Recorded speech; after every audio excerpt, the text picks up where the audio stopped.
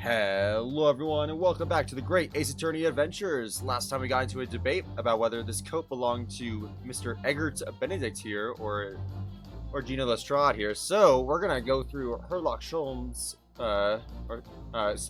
Logical Deduction Spectacular. I think that's what it's called. I always remember the name is a bit of a mouthful, but I love these things so much. Let's go ahead and get right through it. So here we are. We're gonna run through it again. I've already listened to it the first time, so yeah. Let's just skip through until we find the contradictory statement here. So yeah, he's gonna mention that this little staff wanted poster is gonna be suspicious. It's a staff recruitment flyer. That is obviously an issue.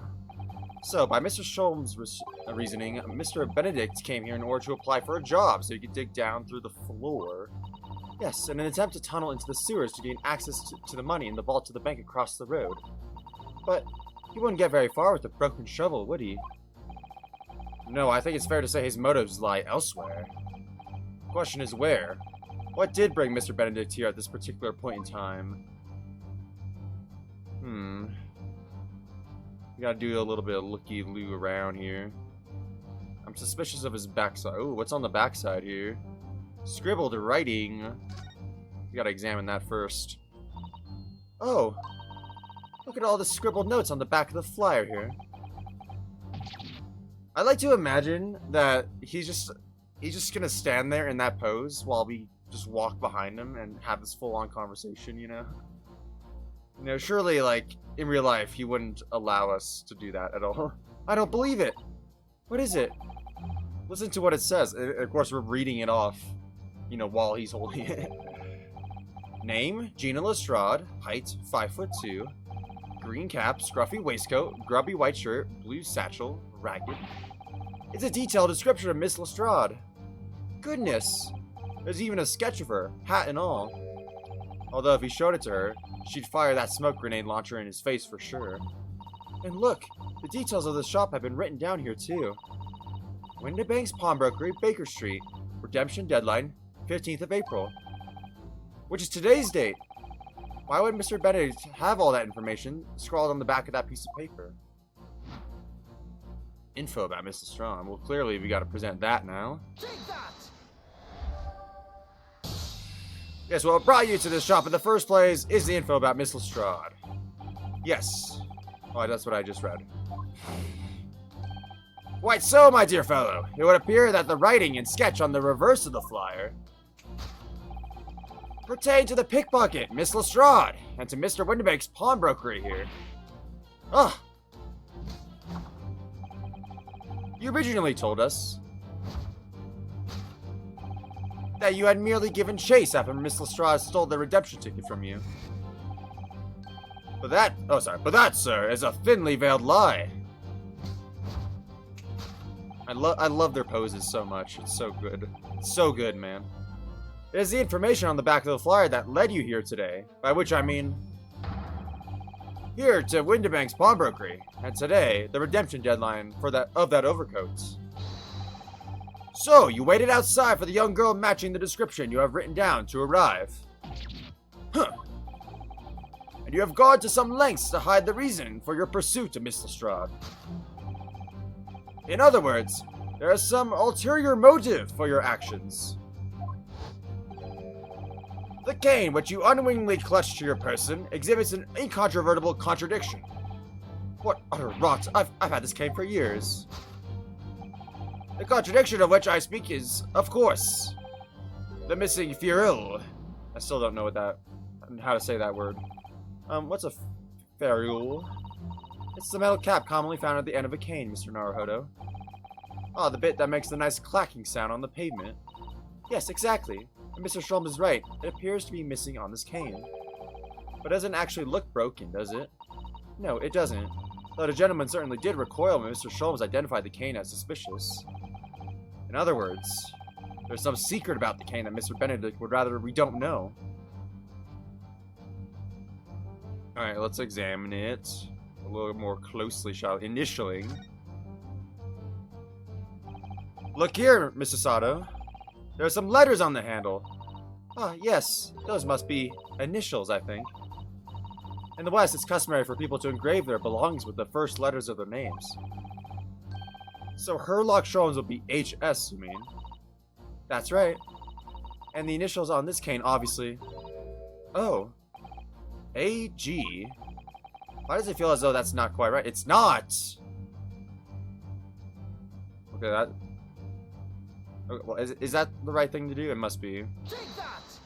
Yeah. The initialing. The contradiction of which I speak is, of course, the initialing. A most astute observation, wouldn't you say, Mr. Eggert Benedict? We are led to believe, sir, that your initials are EB. Yet, in a most possessive manner, you have in your grasp a cane bearing the initials AG. An incontrovertible contradiction indeed, would you not agree? No, you're wrong. This cane isn't. You said before that you had the cane for years. Grr. So don't try to tell us that you just borrowed it from a friend or found it in the park. In short, though you hold yourself to be a gentleman, you have withheld your true name. Oh, what was that sound? Did he just split his pants or something? What was that? You recoil, sir. Is something wrong? And in your recoiling, you inadvertently facilitate the answer of the next conundrum to present itself. Namely, what is the truth behind this rod you bear? Yes, your reaction betrays the truth. The handle, which you evidently would like to conceal, is the key to understanding this riddle, you see. Let's consider the bare bones of what's happened here. Miss Lestrade redeemed that fine-looking overcoat. And now a mysterious man has appeared, introducing himself with a fake name, and claiming that the overcoat belongs to him. But we know that he actually identified Miss Lestrade from a written description, which suggests that everything else he's told us is untrue. So what we need to do here is somehow prove that the overcoat cannot possibly belong to him. Alright. What was that sound? I need to know. Yes! I knew it! He split his pants. Well, he didn't split his pants. He split his shirts. The split seam. Okay, I'm going to examine this first, just in case I need more details about it. Oh, the seam on the shoulder there is coming apart. Look. So it is. Do you know, a moment ago when Mr. Benedict was surprised by something that was said, I thought I heard him make a rather strange noise. It sounded a bit like a tiny growl, but that's not how I would describe it. But now I think it was probably the sound of the seam ripping open. If you look closely, it does seem to be a very tight fit. The sleeves are stretched to bursting, and you wouldn't have a hope of fastening it at the front. If you were to run around in it, I'm sure the whole thing would fall apart. That I'd like to see. Oh my! She wants to see this guy's clothes just fall off. Sorry. So how can we make Mr. Benedict run around? She's really giving this some thought. Alright, well that's probably it then. Take that!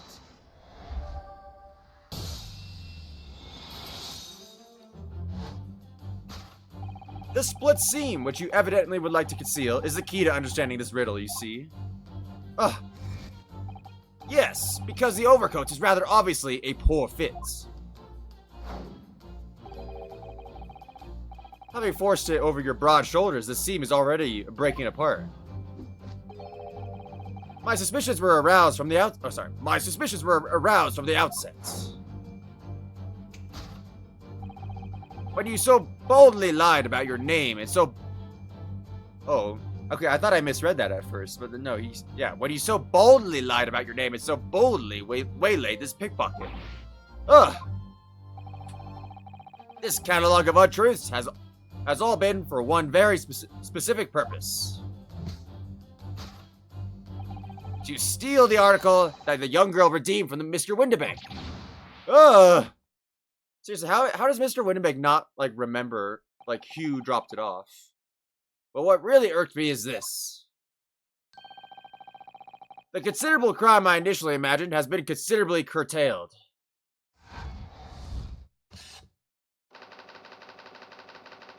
To abscond with the redeemed item.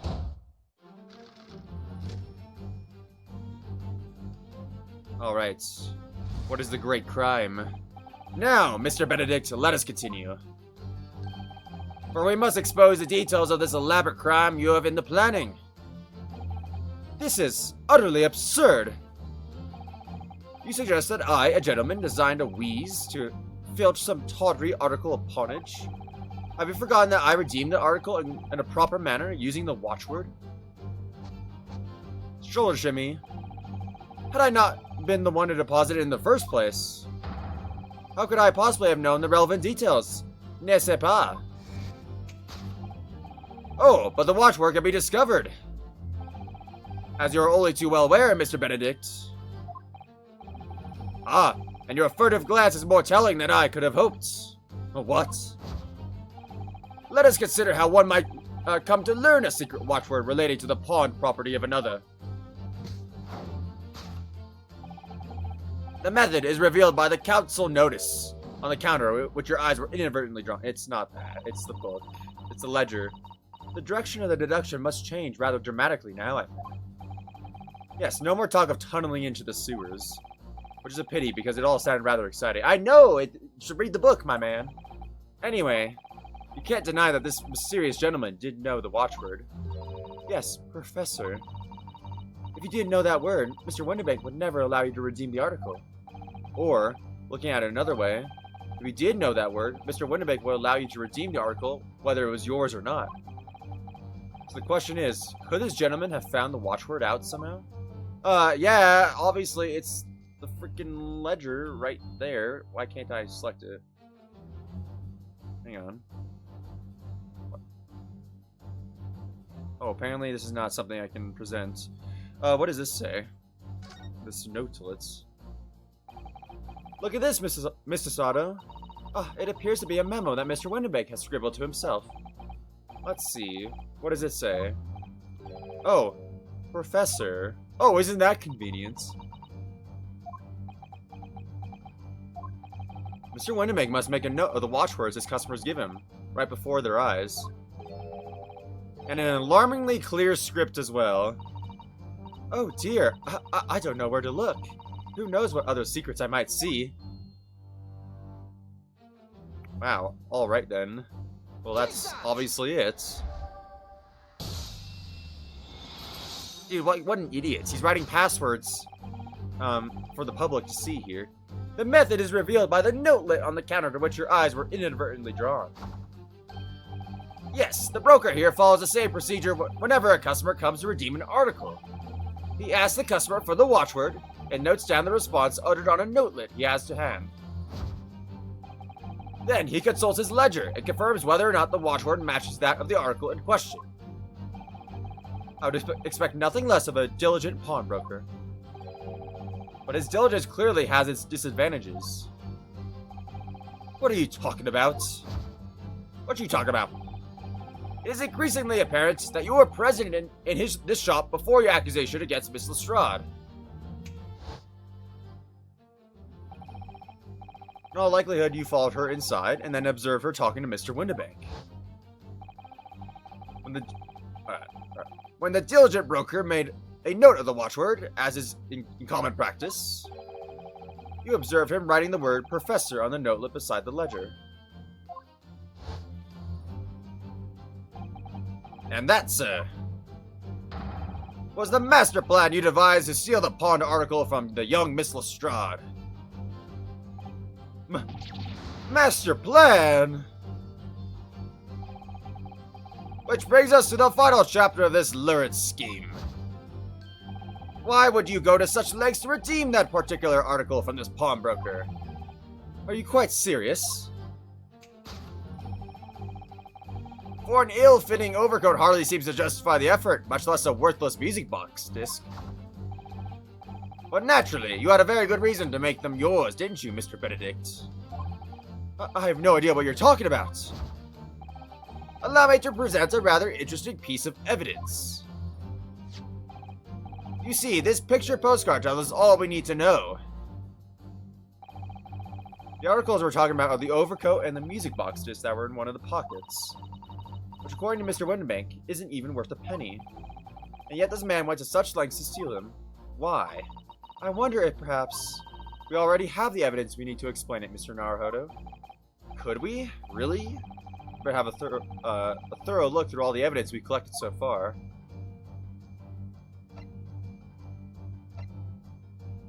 I guess we have to examine this. There's gonna be something on it, isn't there? Oh! How did I miss this before? I guess I never really examined it. Oh, there's a little scrap of paper stuck on to the reverse side of the disc too. It looks rather suspicious. A scribbled word or two. It looks like somebody's name. Somebody's name? You're just gonna say that without reading the name? Come on now. For Mr. McGilded? McGilded? It couldn't be. But it is Mr. Naruhodo. A name I shall never forget for as long as I live.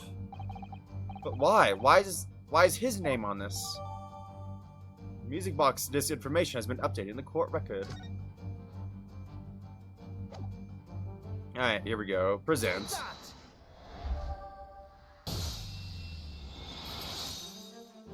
Oh, the text didn't change at all. You see, this music box... Oh, no, it did change. What am I saying? You was talking about the flyer earlier. You see, this music box disc tells us all we need to know. What's that? On the back, it reads, for Mr. McGilded. Ugh! Ah, Mr. Magnus McGilded. The unfortunate philanthropist who perished in curious circumstances at the Old Bailey 2 months ago. A prominent man in London, though his lone mongering demonstrated a distinct lack of scruples. So, you're an associate of his, are you? Or perhaps a subordinate? Mr. McGilded was a man of unusually small stature. In fact, what does that have to do with anything? He was precisely the right size for that overcoat that you squeezed yourself into. Oh, I wouldn't say that. I would say yeah, like, I feel like it would still be too long for him, you know? Ugh! I could be wrong, though. Your true identity remains shrouded in mystery, Mr. Eggert Benedict. But the final conclusion here is crystal clear. The reason you came to this pawnbrokery today... Here he is, the grand finale. Bang! Was to retrieve an article left behind by the late Magnus McGilded. Ugh! Ugh!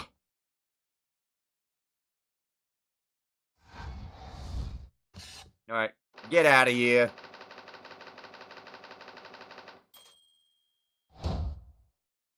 But I wonder what the music box discs are, like, how they're important. Elementary!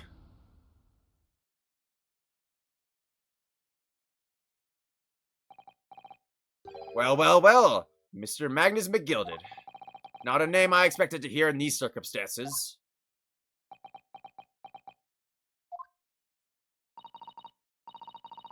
Mr. Sholmes, I'm afraid there's something very troubling on my mind. Pray tell, Mrs. Otto. Well, according to what Mr. Windibank told us earlier, today was the final day on which the coat could have been redeemed, was it not? Yes, ma'am, that is correct. Today would be precisely 2 months since it was first deposited. Well, today is the 15th of April, so 2 months ago today would have been 15th of February, sir. That's right. It's all carefully recorded in my ledger. Oh, is that the day he died? Deposited at 10:30 p.m. I see. Oh, he would have died before that time. What? But that suggests... Yes, 15th of February is precisely the day in which the omnibus murder took place.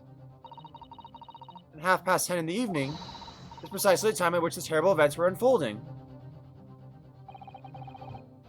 Suggestive is not the word. It would seem the matter is entirely beyond coincidence. Wait, is it the day the omnibus thing happened? Or is it the day that Mr. McGilded died? In the fire? You're of course at liberty to make whatever outlandish deductions you choose. However... Oh! I must insist that you hand over the music box disc now. Oh, did he take the gun? Like the gun that was on the counter? Ugh! It would be a terrible shame for you to return to your native land in a box. Ugh! What do I do? Oh, man. What do I do, guys? Let's say absolutely not. There are some things a man must protect at all costs. This may well be one of those things. Then again, it may not. Oh, who is that? Oh my... No, it's not! It's him! Mr. Windenbank!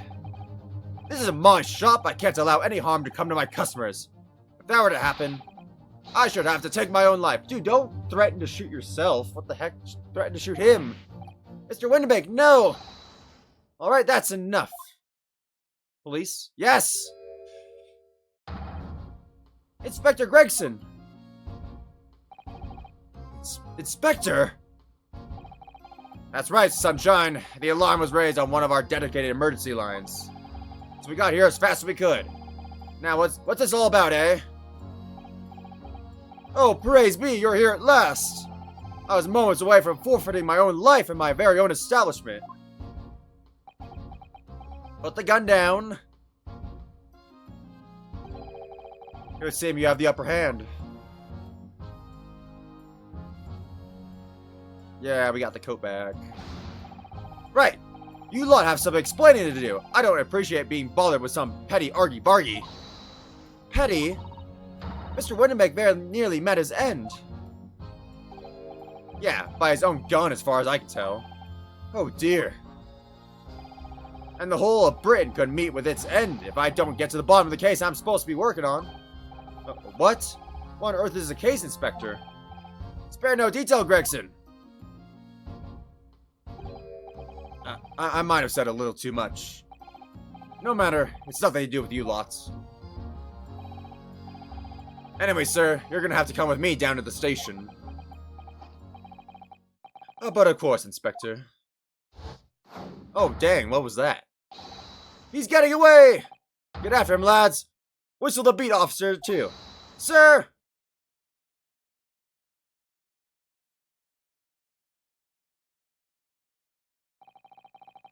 There's been a spate of thefts at pawn shops around here recently. So we fitted emergency buttons underneath the counters for brokers to let us know when there's trouble. Oh, Inspector. I was very worried there for a while. Very worried indeed.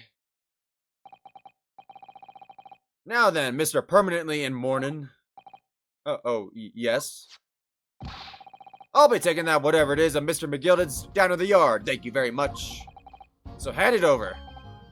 Yes, of course. No, don't give it to him. It's mine, that is, mine. I'm sorry, miss, but anything belonging to Mr. McGilded has to be taken in as evidence now. As evidence? If the police demand something as evidence, my dear fellow, we have no choice but to capitulate. It's all yours, Inspector. Ugh.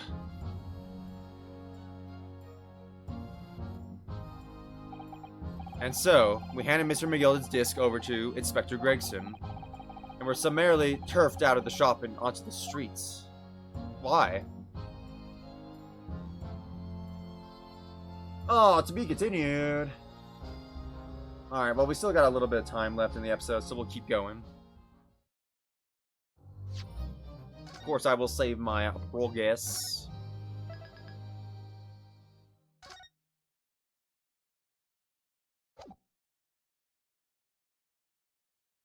Alright, we're back outside.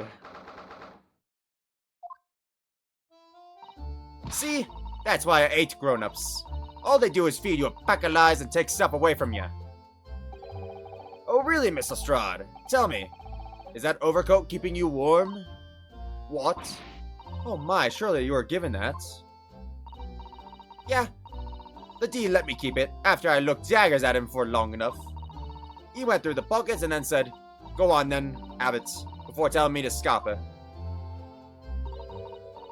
Always pays off giving people a look like you ate them. I can't help feeling that it's going to get you into serious trouble one day. What I really wanted was that nice shiny disc, mind. The music box disc. Mr. Windenbank said it was practically worthless. I think I'm going to have another bash. Give him a long odd stare. I think not, Miss Lestrade. We shan't enter Mr. Windibank's again today. Well, why not? That's not fair. Can't be helped, I'm afraid. The police are investigating the scene now and taking a statement from Mr. Windibank. But that is mine. I had the ticket for this coat, and it was in the coat's pockets. There should be something else and all. That's what the Rotten Cove said in it. Yes, he did mention something about another article, didn't he? Well, then, that's mine too, whatever it is. Now she's really pushing her luck. Miss Lestrade, I think it's time to admit defeat. You've had your haul for the day. Yeah, and it's all your fault, Sholmes. So what are your plans now? Will you dine with us this evening? Eh? Iris would be delighted to cook, I'm sure, and I might entertain you with a modest violin recital. I think they want their smoke launcher thing back, though. I feel like that's the reason he wants to invite her in. Nota. Oh.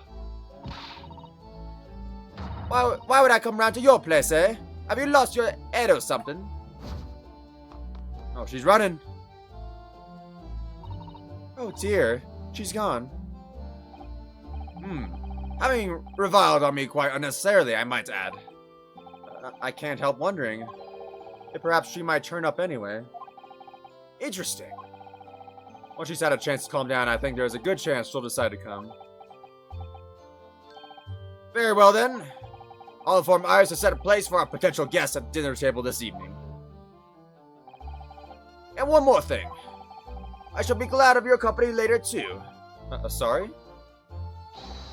I believe I'll have a rather splendid surprise to show you. Oh, how exciting. What is it? You shall have to wait and see, Mr. Sato. Until later, then. I mean, we're practically roommates now, right? It's like, why would we not, you know, dine with him? Okay. Where do we get to move? Maybe I should examine the street real quick. I feel like we haven't done that here yet. Alright, we'll just look at the shop. Look at all the different things in the window of this shop. Ah, that's Mr. Windibank's, the pawnbrokery. I know, I've never seen that place before in my life. It looks much smarter than a pawnbroker's in Japan, doesn't it? Yes, you're right. I find pawn shops at home rather inapproachable, personally. It reminds me of tearfully parting with my favorite fountain pen. I felt so miserable.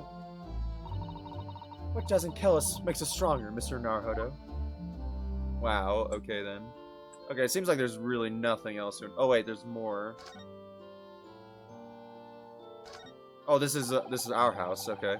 It's already been 2 months since we started taking lodgings here above Mr. Sholmes' office. I still can't quite believe it. I never expected things would turn out like this. Wow, so we really are just like next door to the pawnbrokery, okay. Oh, I know. To actually be sharing accommodation with the world's greatest detective. If I ever find myself before a court of law now, I will have not one regret. I don't know what you're talking about. But I'd be happy to defend you, of course. Anything else? Yeah, it seems like that's it. I guess we should just move back to Sholmes' suites, I guess.